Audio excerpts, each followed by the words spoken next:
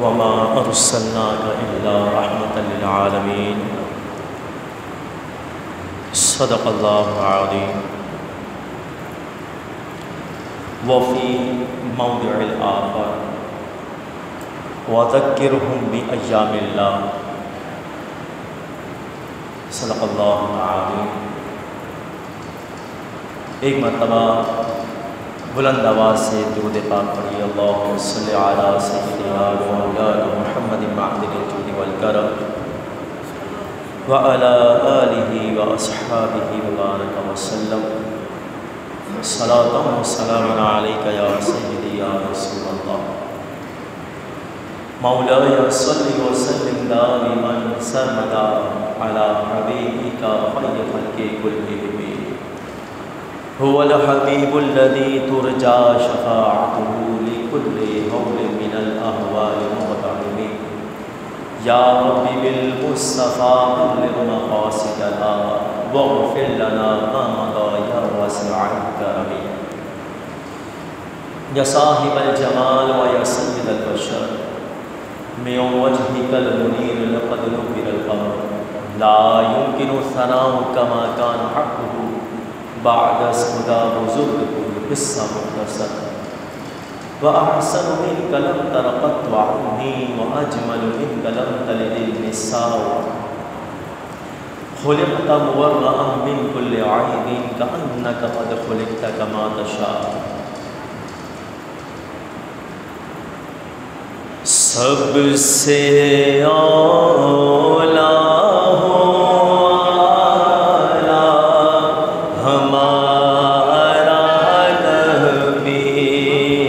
سب سے بالا ہو والا ہمارا نبی. اتنے اولا ہو والا ہے, اتنے بالا ہو والا ہے, بلند سے بھی بلند مقام پانے والوں میں سے بھی سب سے زیادہ بلند ہے.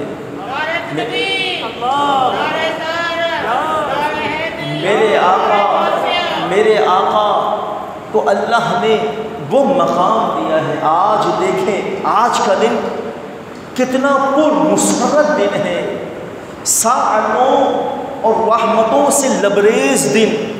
آج حضور کے ہر غلاموں کے, اگر ان کے غلاموں کے دلوں کو کھنگالا جائے, ان کے چہروں کو دیکھا جائے, تو آج وہ چہرے خوشی سے کھل اٹھے ہیں.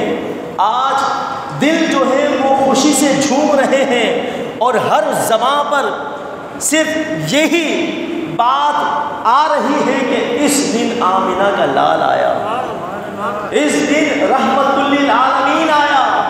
یہ دن 12 ربیع الاول کا دن امت نے اس بات پر اتفاق کیا, اس بات پر اجماع کیا کہ یہ جو دن ہے ماہ ربیع الاول کا دن, جس کی تاریخ 12 ربیع الاول ہے, یہ دن وہ دن ہے کہ اس دن حضور سید عالم رحمت للعالمین اس جہاں کے لیے, اس عالم کائنات کے لیے رحمت بن کر آئے. حضور سید عالم صلی اللہ علیہ وسلم اس عالم کائنات میں آئے تو رحمت بن کر آئے. آج لوگوں کا دل اس بات کی شہادت دے رہا ہے. کیوں؟ کیونکہ جو حضور کے غلام ہیں, جو حضور سے سچا عشق رکھنے والے ہیں, جو حضور سے محبت کا دم بھرنے والے ہیں, جو حضور سید عالم صلی اللہ علیہ وسلم کی عظمت کو تسلیم کرنے والے ہیں, جو حضور علیہ السلام کی ثنا و توصیف بیان کرنے والے ہیں, جو حضور کے فضائل سننے والے ہیں, وہ آج خوشی سے جھوم رہے ہیں. انہوں نے اپنے گھروں کو سجا دیا, اور گھروں کے ساتھ ساتھ انہوں نے اپنے چہروں کو بھی سجانے کی نیت کر لی, اپنے لباس کو بھی سنوار دیا, اور اپنے باطن کو بھی سنوارنے کی اللہ کی بارگاہ میں ارادہ کرتے ہیں, عزم کرتے ہیں کہ اور آج کا دن میں یہی کہوں گا کہ وہ شخص بدبخت ہے, نامراد ہے, جو حضور کی تشریف آوری اور حضور کی آمد سے خوش نہیں. کیونکہ دو طبقات جو مومن ہے، اب مومن کا مصطفیٰ سے تعلق ہے، کیوں تعلق مصطفیٰ کو کس طرح سمجھا جائے؟ اس کو اس مثال سے سمجھیں کہ اگر کسی کے گھر کسی بچے کی ولادت ہوتی ہے، اس کے یہاں بچہ پیدا ہوتا ہے تو وہ خوشی سے جھوم اٹھتا ہے اور مٹھائیاں تقسیم کرتا ہے، لوگوں میں کھانے تقسیم کرتا ہے، گھر گھر میں دروازہ بجا کر گھر گھر میں جا کر وہ مٹھائیاں تقسیم کرتا ہے۔ کیوں؟ کیونکہ آج میرے گھر میرے بچے کے یہاں ولادت ہوئی ہے، آج میرے گھر میں ولادت ہوئی ہے، اس خوشی کے مارے وہ مٹھائیاں تقسیم کر رہا ہے۔ کیوں؟ کیونکہ اس کا جو باپ ہے اس کا اس بچے کے ساتھ کوئی نہ کوئی تعلق ہے۔ اگر دو گھر چھوڑ کے دیکھا جائے، دو گھر چھوڑ کے اگر کسی کے یہاں ولادت ہوتی ہے تو جس کے یہاں ولادت نہیں ہوئی، دو گھر چھوڑ کے ولادت ہوئی تو جس کے یہاں ولادت نہیں ہوئی ہے وہ مٹھائیاں تھوڑی تقسیم کرتا ہے۔ کیوں؟ کیونکہ دو گھر چھوڑ کے اس کا اس بچے کے ساتھ کوئی تعلق نہیں ہے۔ مگر یہ کیسے آقا و مولا ہے کہ اس کائنات میں آئے تو گھر گھر والے خوشیاں منا رہے ہیں، گھر گھر میں جشن بن رہا ہے۔ کیوں؟ کیونکہ ان کا رسول اللہ سے تعلق ہے، لہٰذا اس تعلق کا اظہار خوشیاں منا کر جشن بنا کر ہی کیا جاتا ہے۔ تو ہمارا تعلق مصطفیٰ سے ہے، ہم نبی والے ہیں، مصطفیٰ والے ہیں، حضور کا جشن منانے والے ہیں، حضور سید عالم صلی اللہ علیہ وسلم کی آمد پر خوشیاں منانے والے ہیں۔ شیطان کو اس دن تکلیف ہوتی ہے اور وہ درد سے تل ملا اٹھتا ہے، وہ درد سے تل ملا اٹھتا ہے اور شیطان کو اتنی تکلیف ہوتی ہے کہ اس کو بیوائیں بھی یاد آ جاتی ہے اور اعتراضات کے انبال لگا دیے جاتے ہیں اور پھر اتنی گمراہیت پھیلا دی جاتی ہے کہ دیکھو اعلیٰ حضرت امام اہل سنت نے 8 ربیع الاول لکھا، ان کے امام نے، جبکہ ایسا کچھ نہیں۔ یہ 7 اقوال اعلیٰ حضرت نے بیان فرمائے۔ اسی طرح وہ کہتے ہیں کہ دیکھو ان کا پیر غوث اعظم، انہوں نے تو لکھا کہ حضور صلی اللہ علیہ وسلم محرم میں پیدا ہوئے اور یہ ربیع الاول میں خوشیاں منا رہے ہیں، تو ان کو غوث اعظم کے قول کے مطابق محرم میں جشن منانا چاہیے۔ ہم یہ کہتے ہیں کہ جناب حضور علیہ الصلوۃ والسلام کی ولادت سے متعلقہ اگر دیکھا جائے تو امام ابن حجر عسقلانی شارح بخاری فتح الباری کے اندر آپ لکھتے ہیں کہ بعض علماء نے فرمایا کہ حضور رمضان میں پیدا ہوئے، بعض نے کہا محرم میں پیدا ہوئے، بعض نے کہا سفر میں، بعض نے کہا جو ہے رجب کے اندر حضور کی ولادت ہوئی۔ مگر مشاہر جو قول ہے، جو سارے علماء نے جس قول پر اتفاق اور اجماع کیا ہے، امت کا جس پر اجماع رہا ہے، وہ قول ربیع الاول کا قول ہے کہ حضور سید عالم صلی اللہ علیہ وسلم کا جو آپ کی ولادت ہے وہ ربیع الاول کے مہینے میں ہوئی ہے اور 12 ربیع الاول کا انتخاب کیا۔ اب یہاں ایک اور بات، ایک اور توجہ سے یہ بات سنیں کہ مختلف ایک ڈیفرنٹ انداز میں یقیناً یہ بات سننے کو ملے گی، کیونکہ ذہن میں یہ نہ آ جائے کہ بھائی یہ تو پہلے بھی سن لیا، یہ پہلے بات میں نے اس طرح بیان نہیں کی۔ لیکن آپ یہاں دیکھیں کہ یہاں جو بات بیان فرمائے گئی کہ حضور کی ولادت وہ ربیع الاول کے مہینے میں، لیکن یہاں یہ بات بھی ان شیطانوں کے سامنے جب یہ بات رکھی گئی کہ بھائی حضور کی ولادت ربیع الاول کا مہینہ ہے، مگر پھر بھی ان شیطانوں نے ہٹ درمی کا مظاہرہ کرتے ہوئے کہا حضور کا وصال تو حضور کی وفات تو 12 ربیع الاول ہے، حضور 12 کو پیدا نہیں ہوئے۔ چلو تمہاری بات مان لیتے ہیں، حضور 12 کو پیدا ہوئے مگر حضور کی وفات بھی تو 12 کو ہے۔ میں یہاں یہ کہتا ہوں کہ کسی صحیح مستند اتھنٹک مورخ نے، عالم نے اس بات کو ذکر نہیں کیا۔ علامہ سہیلی بہت بڑے تاریخ کے اور حدیث کے امام گزرے ہیں۔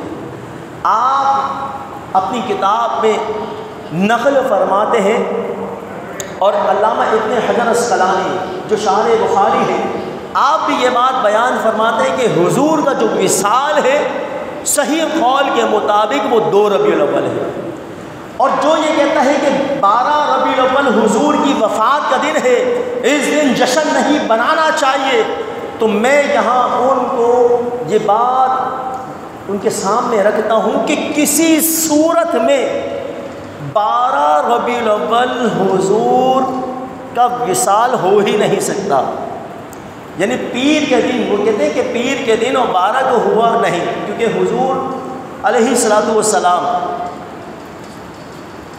11 ہجری کو کہا جاتا ہے کہ حضور کا وصال ہوا 11 ہجری میں، لیکن 10 ہجری کو جو حضور علیہ الصلوۃ والسلام نے حج کیا تھا وہ کیا تھا؟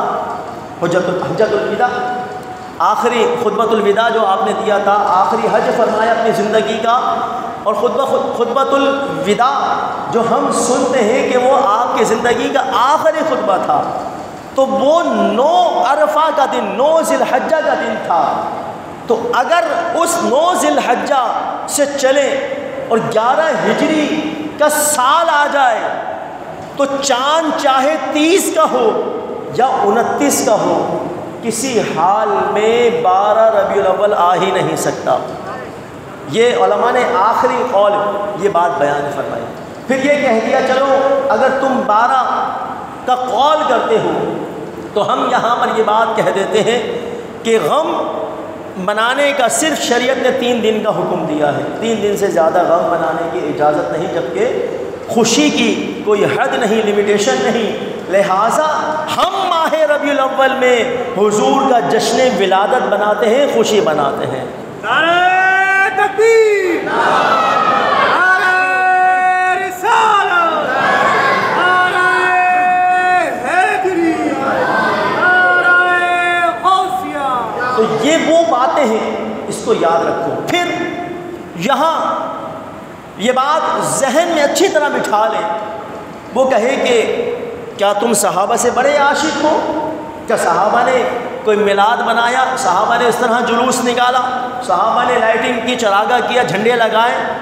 تو ہم یہاں ان کو یہ بات کہتے ہیں کہ ضروری نہیں ہے، شریعت کا یہ قاعدہ قانون نہیں، یہ اصول نہیں ہے کہ جو کام صحابہ کرے وہ کام ہم ہی کر سکتے ہیں، اگر جو کام صحابہ نے نہیں کیا وہ کام ہم نہیں کر سکتے، تو اس طرح بہت سا بگاڑ جو ہے لازم آ جائے گا۔ اب مثال کے طور پر اگر ہم کچھ زمانہ قبل جائیں تو حضور کے زمانے میں تو صرف جمعہ کی ایک ہی اذان ہوا کرتی تھی، خطبہ کی جو اذان ہوتی ہے وہ ایک ہی اذان، لیکن اس دور میں دیکھیں تو ہر مکتبہ فکر کے یہاں 2 اذانیں کہی جاتی ہیں۔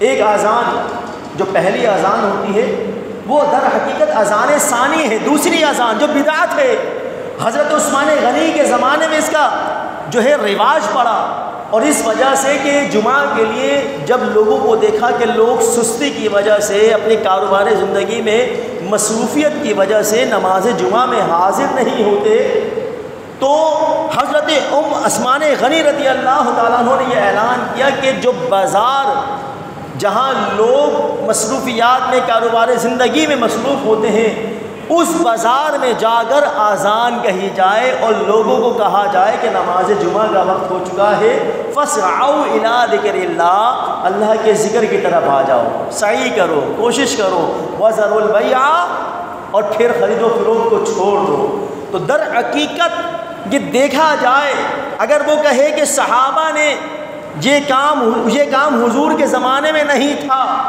لہٰذا تم کس طرح یہ کام کرتے ہو، تو حضرت ابوبکر صدیق کے زمانے میں بھی ایسا نہیں تھا، حضرت عمر فاروق اعظم کے زمانے میں بھی ایسا نہیں تھا کہ 2 اذانیں جمعہ کی ہوتی ہوں، یہ تو حضرت عثمان غنی کے زمانے میں اس کا رواج پڑا، تو لہٰذا پھر تم اس بدعت کے اندر۔ اسی طرح عالی شان مسجد، کیونکہ کسی بھی کام کو ناجائز اور حرام ثابت کرنے کے لیے دلیل دینی ہوگی، دلیل کی ضرورت ہوتی ہے۔ اشیاء میں اصل جو ہوتی ہے وہ اباحت ہوتی ہے، فی نفسی کوئی بھی کام ہو وہ جائز ہوتا ہے۔ اب مثال کے طور پر میں کہوں کہ بھائی آپ نے ٹوپی کیوں پہنی ہوئی ہے، آپ نے چشمہ پہنا ہوا ہے، آپ پنکھے کے نیچے بیٹھے ہوئے ہیں، سائے کے نیچے بیٹھے ہوئے ہیں، اتنی عالیشان مسجد، اور یہ مائک پر بیان ہو رہا ہے اور آپ بیان سن رہے ہیں، تو میں آپ سے کہوں تو یہ کیا ہے، آپ کیا کہیں گے؟ بھائی یہ جائز ہے، ٹوپی پہننا جائز ہے، یہ ہم بیٹھے ہوئے جائز کام کر رہے ہیں۔ ہاں آپ اس سے یہ سوال کرو اگر یہ منع ہے، یہ ناجائز ہے، تو آپ کوئی دلیل دو، دلیل سے ثابت کرو کہ یہ کام حرام ہے، ناجائز ہے، لہٰذا ہم وہ کام نہیں کریں گے۔ تو لہٰذا اس کے عدم جواز، اس کے ناجائز ہونے پہ کوئی دلیل نہیں ہے، لہٰذا پھر یہ کام کیسے ناجائز ہو سکتا ہے؟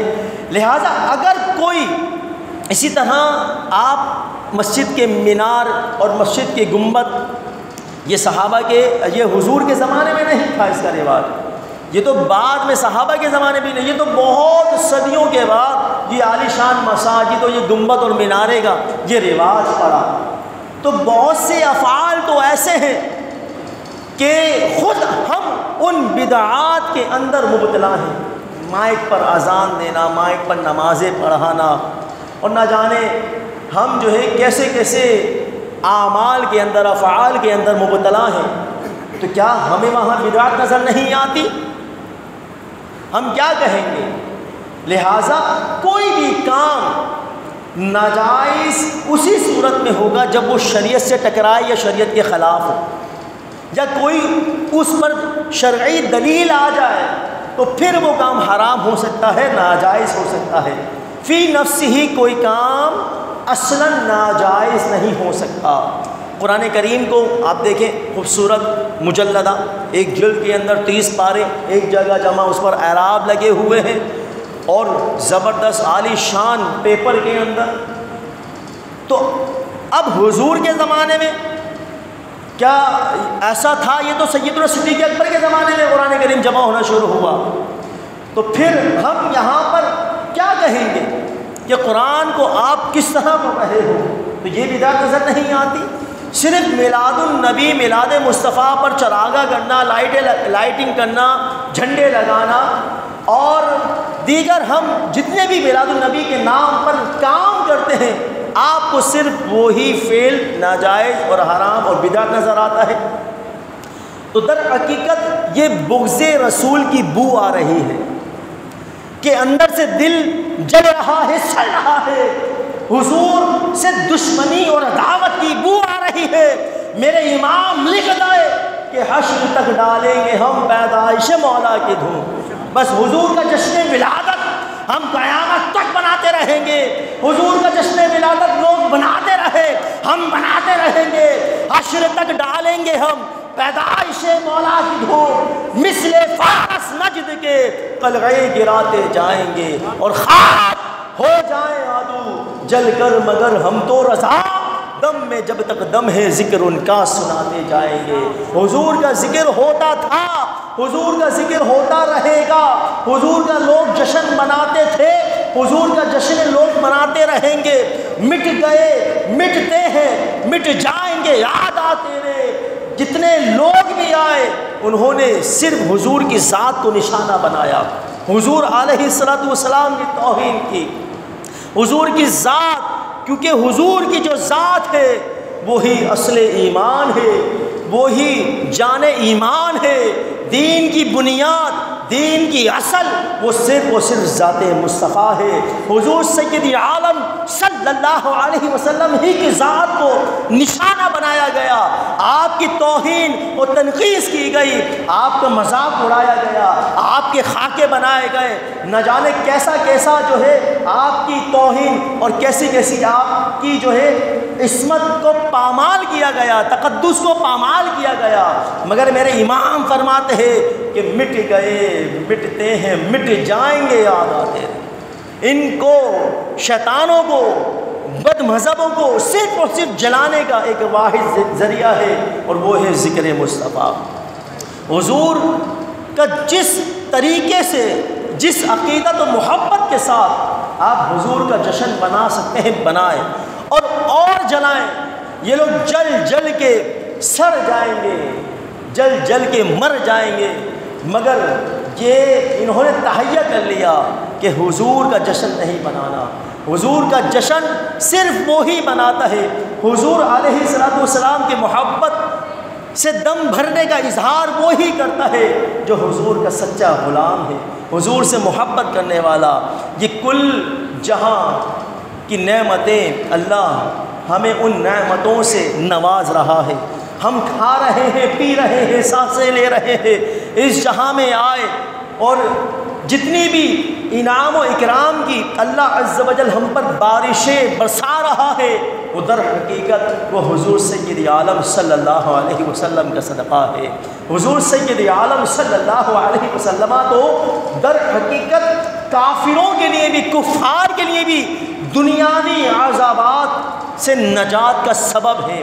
اب آپ دیکھیں نا، جو قرآن کریم کی جو آیت مقدسہ میں نے آپ کے سامنے تلاوت فرمائی، اللہ نے فرمایا وَمَا أَرْسَلْنَاكَ إِلَّا رَحْمَةً لِلْعَالَمِينَ، پیارے ہم نے آپ کو سارے عالم کے لیے، سارے جہاں کے لیے رحمت بنا کر بھیجا۔ اللہ رب العزت نے اپنی شان کا اظہار کرنا چاہا، اپنی معبودیت کا اظہار کرنا چاہا تو اللہ رب العزت نے فرما دیا الحمدللہ رب العالمین۔ جتنی بھی ثناء و توصیف ہے، جتنی بھی تعریفیں ہیں، وہ صرف رب العالمین کے لیے ہے۔ مگر قربان جائیے، اللہ رب العزت نے اپنے آپ کو اس بات کا اپنی ذات سے متعلق اعلان فرمایا کہ وہ ذات رب العالمین ہے، مگر اپنے محبوب کے لیے کتنے پیارے لفظ کا انتخاب فرمایا، رحمت للعالمین، کہ اللہ کی ذات رب العالمین، ہم اسے معبود برحق سمجھتے ہوئے، اسے وحدہ لا شریک تسلیم کرتے ہوئے صرف اور صرف اسی کے آگے سجدہ کرتے ہیں، اسی کی عبادت کرتے ہیں، اسی کی بندگی کرتے ہیں، مگر ہم حضور سید عالم صلی اللہ علیہ وسلم کو جو رحمت للعالمین تسلیم کرتے ہیں، وہ در حقیقت رب کی عطا سے مخلوق سمجھتے ہوئے حضور سید عالم صلی اللہ علیہ وسلم کو رحمت للعالمین تسلیم کرتے ہیں۔ اور پھر اس آیت مقدسہ کے تحت مفسرین فرماتے ہیں لا فرق بین المسلم والکافر۔ اس آیت مقدسہ کی تفسیر میں مفسرین نے، علامہ آلوسی اور بڑے بڑے مفسرین نے یہی لکھا کہ یہ جو حضور رحمت للعالمین ہے، لا فرق بین المسلم والکافر، کہ اس کے درمیان مسلمان اور کافر دونوں شامل ہیں، کہ لا فرق بین المسلم والکافر، کے مسلمان اور کافر کے درمیان کوئی فرق نہیں کیا جا سکتا۔ یہ نہیں کہا جا سکتا کہ حضور صرف مسلمانوں کے لیے رحمت للعالمین ہے، بلکہ نہیں، کافروں کے لیے بھی رحمت للعالمین ہے۔ وہ کس معنی میں؟ قرآن کریم میں سورہ انفال میں اللہ رب العزت ارشاد فرماتا ہے ما کان اللہ لیعذبہم وانت فیہم، پیارے جب تک آپ کا وجود مسعود ان کے درمیان موجود ہے، اللہ رب العزت انہیں کبھی عذاب نہیں دے گا۔ دنیاوی عذاب سے یہ بالکل محفوظ رہیں گے۔ کیوں؟ کیونکہ اگر مفسرین نے جو آیت مقدسہ کی تفسیر بیان فرمائی، وہ فرماتے ہیں کہ زمانہ سابق اگر پچھلی قوم کا مطالعہ کرے، حضور سے پہلے جتنے انبیاء آئے، جتنی ان انبیاء کی قومیں آئی، ان کی اقوام آئی، تو جس قوم نے جس نبی کی، جس رسول کی نافرمانی کی، تو کسی قوم پر آسمان سے پتھر برسنا شروع ہو گئے، عذاب الہی کا نزول ہونا شروع ہو گیا، کیونکہ ان اقوام میں سے، ان قوموں نے، یہود و نصارہ نے، زرتش نے اور دیگر اقوام نے جو نبی ان قوموں کی طرف آتے رہے، انہیں رشد و ہدایت کی دعوت دیتے رہے، اللہ وحدہ لا شریک کی طرف بلاتے رہے، وحدانیت کی دعوت دی، مگر ان کی قوموں نے ان کے نبیوں کو قتل کیا، اللہ کے نبیوں کو قتل کیا اور ان پر ظلم کیا، ان کی عزت ناموس کو پامال کیا، استحصال کیا ان کی عزت کا۔ مگر اللہ رب العزت سے رہا نہیں گیا، اللہ رب العزت نے فوراً ان پر عذاب الہی نازل فرما دیا۔ کوئی قوم دریائے نیل میں غرق ہو گئی، کسی کو سور بنا دیا گیا، خنزیر بنا دیا گیا، کسی قوم کو بندر بنا دیا گیا، تو کوئی قوم طوفان نوح کا شکار ہوئی، کسی پر آسمان سے بجلی آ گری، کسی پر آسمان سے پتھر برس پڑے، تو کوئی قوم دریائے نیل میں غرق ہوئی۔ مگر جب حضور سید عالم صلی اللہ علیہ وسلم کو اللہ رب العزت نے اس کائنات میں بھیجا تو رحمت بنا کر بھیجا، مگر حضور کی رحمت کا صدقہ کفار بھی اس سے مزے لے رہے ہیں۔ اب دنیاوی عذاب ان پر نہیں آ سکتا، کیونکہ حضور اس عالم کائنات کے لیے رحمت بنا کر بھیجا، لیکن مرنے کے بعد ان پر عذاب ہے، محشر کے روز ان پر عذاب ہے۔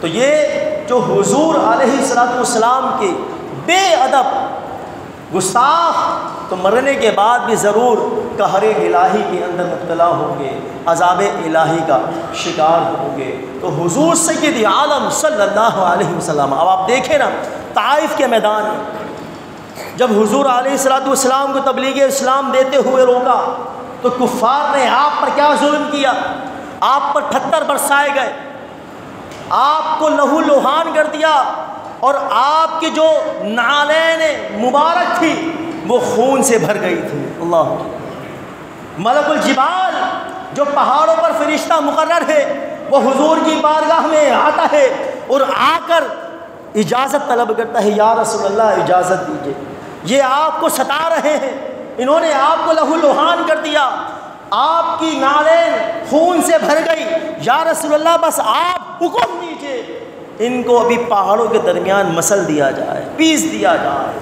مگر حضور رحمت للعالمین ہے، اللہ حضور شفیق ہے، مہربان ہے، رؤوف رحیم ہے، کیسی رحمت ہے۔ حضور علیہ السلام کیا فرماتے ہیں، ظرف دیکھیں حضور کا اعلیٰ ظرف، حضور فرماتے ہیں یہ اگر ایمان نہیں لاتے مجھ پر، یہ اسلام قبول نہیں کرتے تو کیا ہوا، ان کی جو آنے والی نسل ہے وہ میرا کلمہ پڑھے، وہ مجھ پر ایمان لائے گی۔ تو دیکھیں کتنا ستایا گیا رسول اللہ کو۔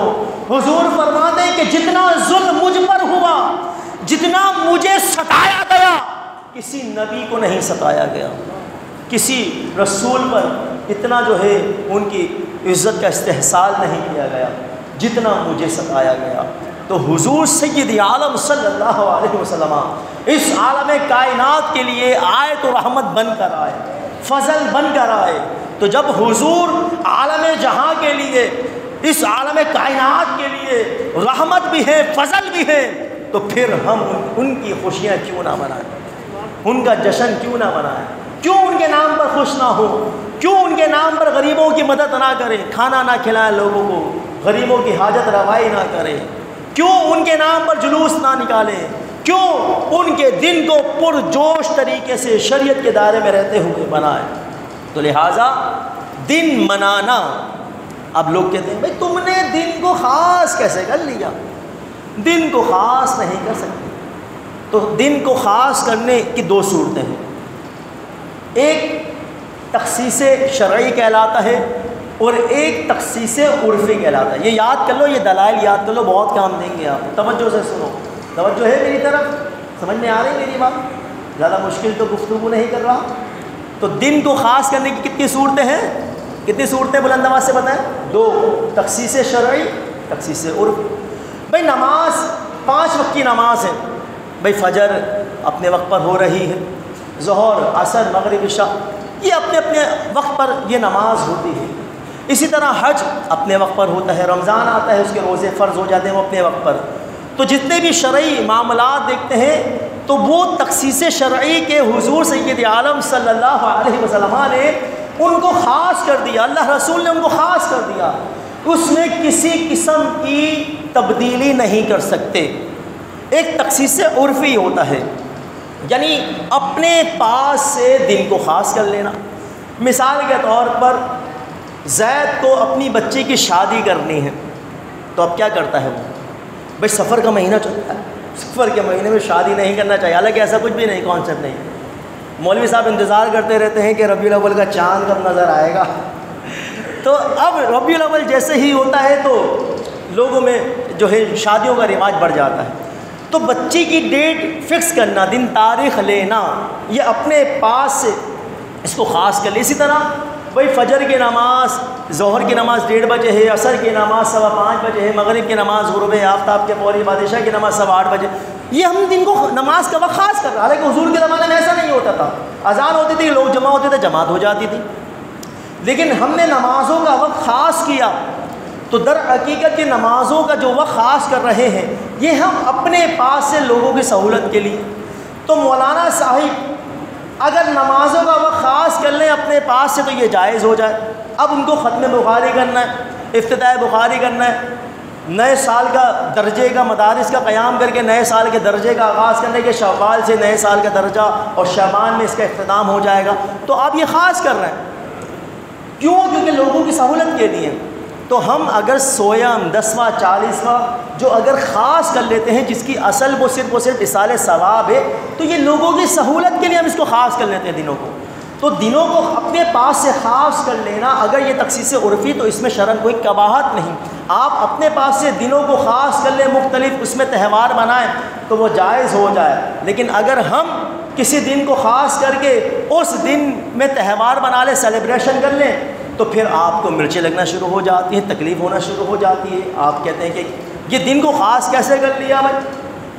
تو دن کو خاص کرنا 2 طرح سے ہے، تخصیص شرعی اور تخصیص عرفی. یہ آپ کو یقیناً سمجھ میں آ گیا اور اس سے آپ بہت سارے مسائل نکال سکتے ہیں. قرآن مجید فرقان حمید کی جو آیت مقدسہ میں نے آپ کے سامنے تلاوت فرمائی. اب دیکھیں یہ جو اعتراض اٹھایا جاتا ہے عید میلاد النبی، اب اس پر 2 دلائل اور بڑے اتھینٹک جو ہے بات کرنے جا رہا ہوں، گفتگو کرنے جا رہا ہوں. اور میں اس دن کو عید کا دن شریعت کے دائرے میں رہتے ہوئے احادیث سے ثابت کروں گا کہ یہ دن اگر اس دن کو عید کہہ دیا جائے، عید میلاد النبی کہہ دیا جائے، تو اس دن کو حضور کے جشن ولادت کے دن کو عید کا دن کہنے میں شرعاً کوئی قباحت نہیں. اب قرآن مجید فرقان حمید میں اللہ رب العزت ارشاد فرماتا ہے وَذَكِّرْهُمْ بِأَيَّامِ اللَّهِ. قرآن نے فرمایا اللہ نے انہیں اللہ کے ایام، اللہ کے دن یاد دلاؤ. عبداللہ ابن عباس صحابی رسول مفسر قرآن آپ فرماتے ہیں کہ ایام اللہ سے مراد جو ہے وہ دن ہے جس دن کوئی عذاب آیا ہو یا پھر کوئی نعمت یا رحمت اتری ہو. عذاب کا دن ہو تو انہیں غم اور خوف کے ساتھ، تاکہ ان کے اندر ڈر اور خوف پیدا ہو، انہیں یاد دلاؤ. اور رحمت اور نعمت کا دن، اس دن جب رحمت یا نعمت کا کوئی دن آ جائے تو اس دن لوگوں کو چاہیے کہ جشن منائے، خوشیاں منائے. بلند آواز سے کہیں سبحان اللہ. سمجھ رہے ہیں میری بات؟ سمجھ میں آ رہی ہے کہ غم اور خوف کا دن کس طرح منانا ہے اور رحمت اور نعمت کا دن کس طرح بنانا ہے تاکہ عمر بھر اللہ کی شکر گزاری ہوتی رہے. تو ہم جشن ولادت مصطفیٰ حضور صلی اللہ علیہ وسلم کی جو ولادت کا دن ہے، ولادت مصطفیٰ ہے، ہم جشن کی صورت میں بناتے ہیں، خوشی کی صورت میں بناتے ہیں نا. غم اور خوف کی صورت میں تو نہیں بناتے. غم تو کوئی اور کرتا ہے، ہم تو ولادت مصطفیٰ کے دن حضور کا جشن بناتے ہیں، خوشی کا اظہار کرتے ہیں. کیوں؟ کیا کوئی نعمت حضور سے بڑھ کر کوئی نعمت ہو سکتی ہے؟ کوئی رحمت حضور سے بڑھ کر کوئی رحمت ہو سکتی ہے؟ تو حضور سب سے افضل رحمت ہے، حضور سب سے افضل نعمت ہے. لہٰذا اس دن رحمت اور نعمت کا جو دن ہے اس کو خوشی کی صورت میں، جشن کی صورت میں بنایا جائے. اب آپ دیکھیں حضور سید عالم صلی اللہ علیہ وسلم نے خود اپنی حیات طیبہ کے اندر یوم موسیٰ بنایا، یوم نوح بنایا، یوم آدم بنایا. اور امام بخاری، امام بیہقی، امام اسقلانی، امام مسلم یہ نقل فرماتے ہیں کہ حضرت ابو موسیٰ اشعری رضی اللہ تعالیٰ عنہ اس حدیث پاک کے راوی ہیں کہ حضور صلی اللہ علیہ وسلم فرماتے ہیں کان یوم عاشوراء یوما تعظمہ یہودی وتتخذہ عیدا، کہ حضور سید عالم صلی اللہ علیہ وسلم، امام بخاری، امام مسلم صحیح سند کے ساتھ یہ حدیث پاک لاتے ہیں کہ حضور صلی اللہ علیہ وسلم فرماتے ہیں، اور توجہ طلب بات یہاں پر یہی ہے کہ یہ جو دن حضور فرما رہے ہیں کان یوم عاشوراء، عاشورہ کا جو دن ہے تعظمہ یہودی، یہودی اس دن کی تعظیم کرتے ہیں، کیوں؟ وتتخذہ عیدا، اور اس دن کو عید بناتے ہیں، کیوں؟ وجہ کیا ہے؟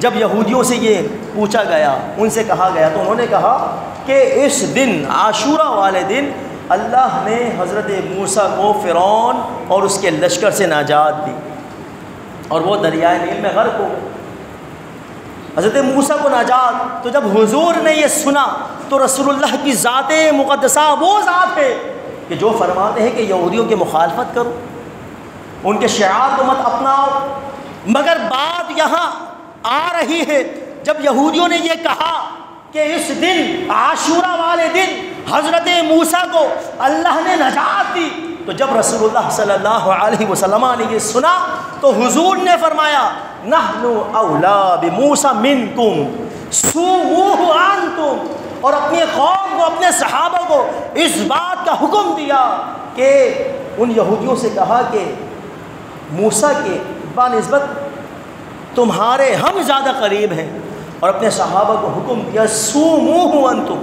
اگر حضور چاہتے دن کو آگے پیچھے کر دیتے تاکہ یہودیوں سے مشابہت نہ ہو، مماثلت نہ ہو، مگر حضور فرماتے ہیں کہ موسیٰ کے قریب تو تمہاری بنسبت ہم زیادہ اقرب ہیں، قریب ہیں، اولا ہیں۔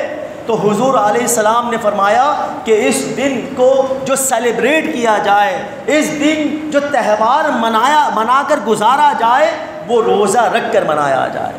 تو حضور علیہ السلام نے اس دن کو سیلیبریٹ کیا روزہ رکھ کر۔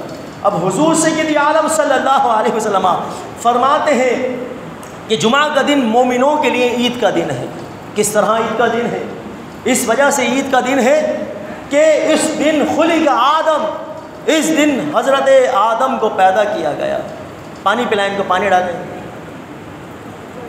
اس دن حضرت آدم، توجہ ادھر کریں، توجہ، اس دن درود شریف پڑھیں، اللہم صلی علی سیدنا و مولانا محمد معدن الجود والکرم وعلی آلہ و اصحابہ وبارک وسلم صلاۃ و سلام علیک یا سیدی یا رسول اللہ۔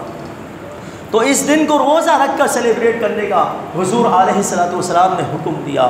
امام بخاری آگے لکھتے ہیں کان یوم تستر فیہ الکعبہ، کہ یہ جو عاشوراء کا دن ہے، یہ غلاف کعبہ، اس دن غلاف کعبہ چڑھایا جاتا ہے۔ تو غلاف کعبہ چڑھائے جانے والا دن، حضور فرماتے ہیں کہ یہ دن جو ہے، اس دن کو غلاف کعبہ چڑھایا جاتا ہے، تو لہٰذا یہ وہ دن ہے کہ اس دن کعبے کو غلاف چڑھایا جاتا ہے، لہٰذا عاشوراء کا جو دن ہے وہ غلاف کعبہ کا دن ہے۔ تو عاشوراء کا دن غلاف کعبہ کا دن، تو حضور علیہ السلام نے حکم دیا کہ اس دن کو بھی منایا جائے۔ تو غلاف کعبہ، کعبے پر غلاف چڑھانے کا دن ہو تو منایا جائے، اور یوم نجات کا دن ہو تو دن منایا جائے، یوم آدم منایا جائے۔ حضرت نوح علیہ السلام کی جو کشتی تھی وہ پہاڑ کی چوٹی پر لگی تو وہ دن منایا جائے۔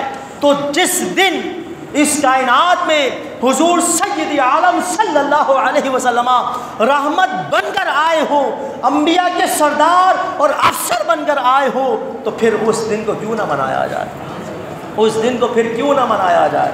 تو یہ تو بہت بڑی بے ادبی اور توہین ہو جائے گی کہ سارے ایام منائے جائیں۔ امام بخاری لکھ رہے ہیں کہ یوم نوح بھی بنایا گیا، یوم آدم بھی بنایا گیا، یوم غلاف کعبہ بھی بنایا جاتا ہے، اور یوم موسیٰ بھی بنایا گیا، لہذا سارے ایام منائے جا رہے ہیں، مگر جب رسول اللہ کی ولادت کا دن آ جائے تو پھر ہم اس دن کو نہ منائیں، تو اس سے بڑی بے وفائی اور جفا کیا ہوگی۔ اس کے بعد اگلی حدیث پاک امام بخاری اور امام مسلم اور امام ترمذی اور امام طبرانی اس حدیث پاک کو کوٹ فرماتے ہیں۔ ادھر توجہ کریں، ایسا کوئی سانحہ، کوئی حادثہ نہیں ہوا، ہلکا سا کوئی مسئلہ ہوا ہے۔ تو لہٰذا اس دن کو کیا کیا جائے؟ اس دن کے بارے میں یہ کہا گیا، حضور علیہ السلام نے، حضور علیہ السلام، امام بخاری اس حدیث پاک کو نقل فرماتے ہیں کہ ایک یہودی حضرت عمر رضی اللہ تعالیٰ عنہ سے کہنے لگا کہ حضرت عمر رضی اللہ تعالیٰ عنہ سے اس نے یہ کہا کہ ان کو ہاتھ پکڑ کے گھر پہ چھوڑ کر آ جائیں، ان کو کوئی خوف زدہ نہ ہو، کوئی ڈرے نہ ان سے، ان کو ہاتھ پکڑے اور گھر پہ چھوڑ کر آ جائیں ان کو۔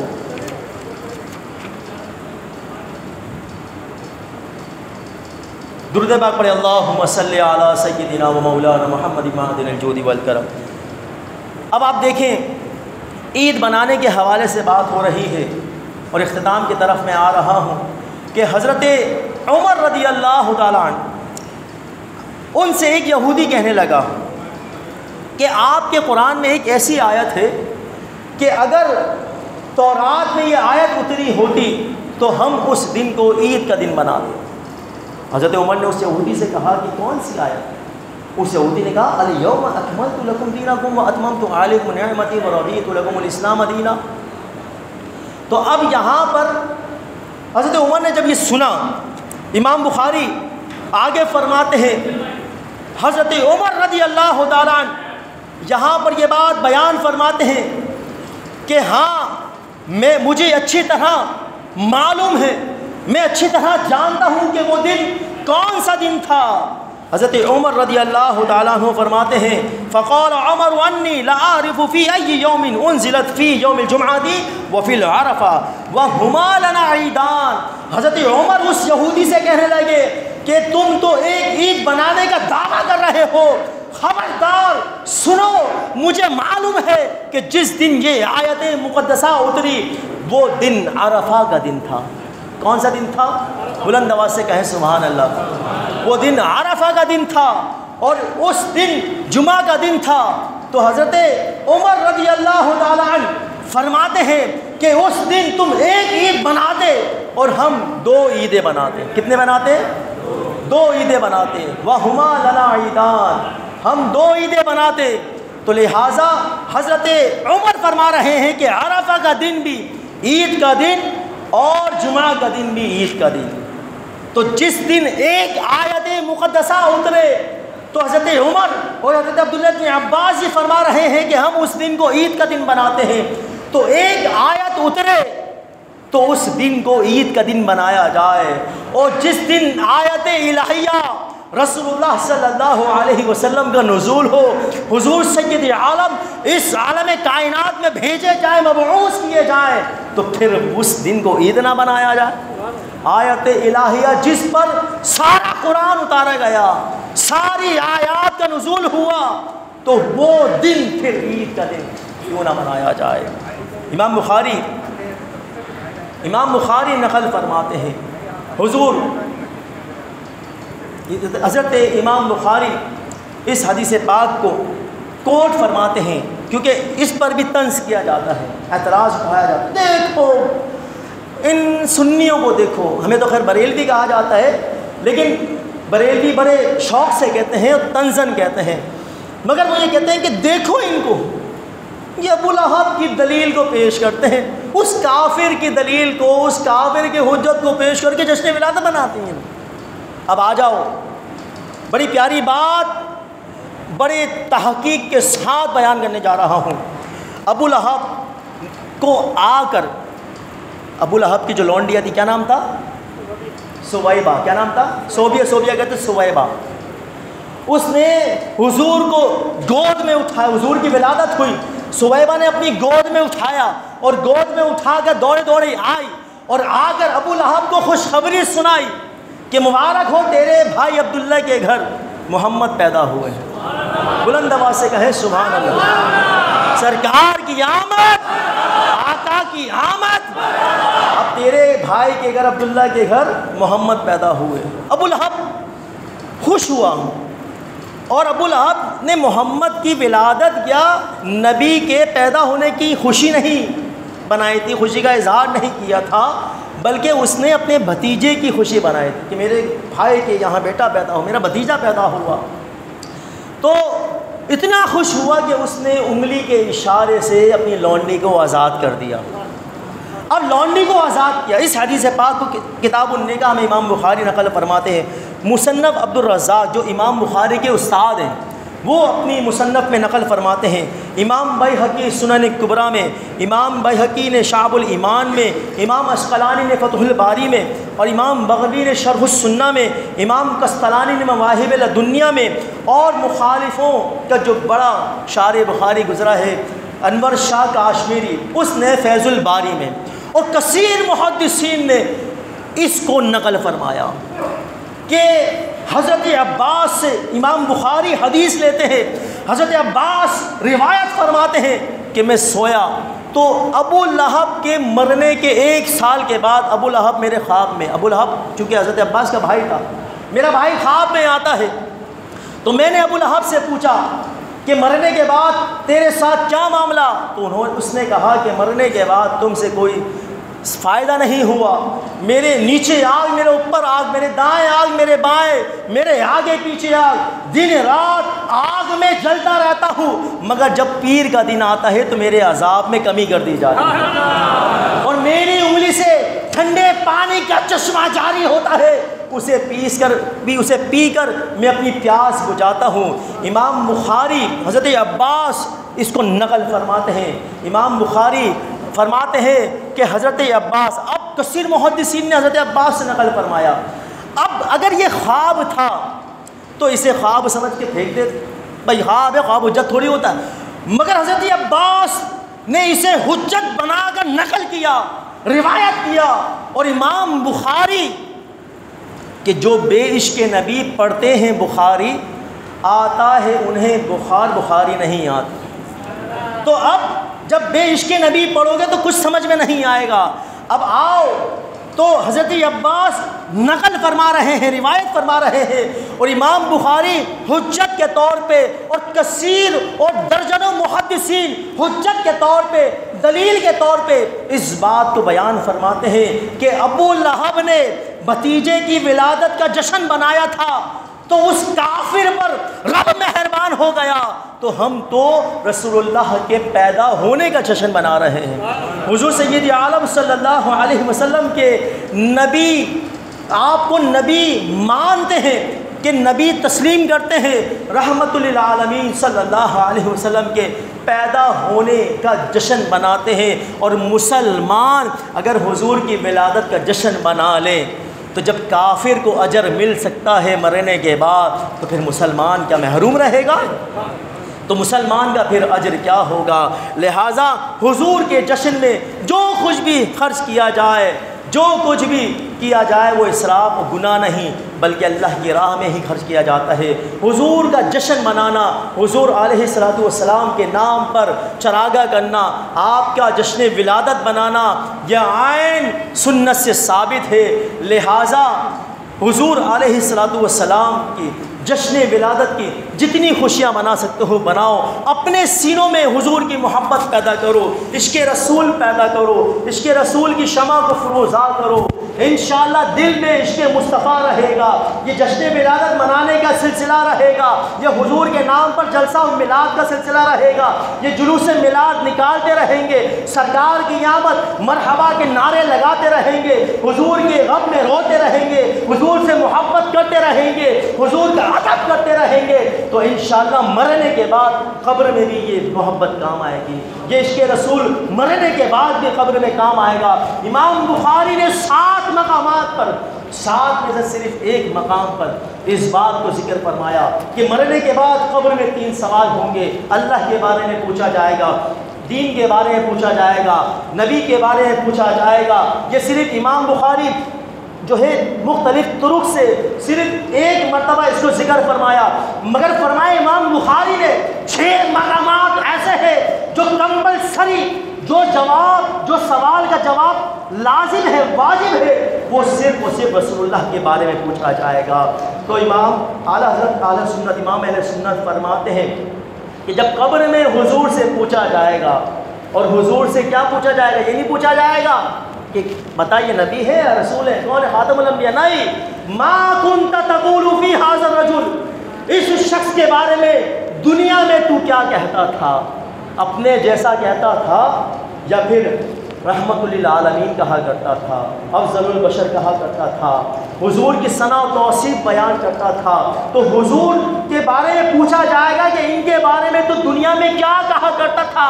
6 مقامات ایسے ہیں، لہٰذا جو عاشق صادق ہوگا وہ تو بلا جھجک بول اٹھے گا، انہیں جانا انہیں مانا، نہ رکھا غیر سے کام، للہ الحمد میں دنیا سے مسلمان گیا۔